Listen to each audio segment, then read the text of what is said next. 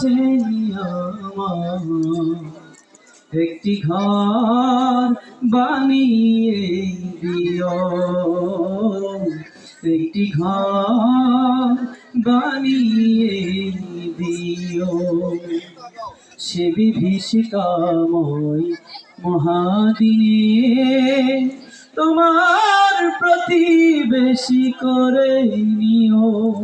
মালিক তুমি জান্নাতে, তোমার কাছে আমার একটি ঘর বানিয়ে দিও, একটি ঘর বানিয়ে দিও।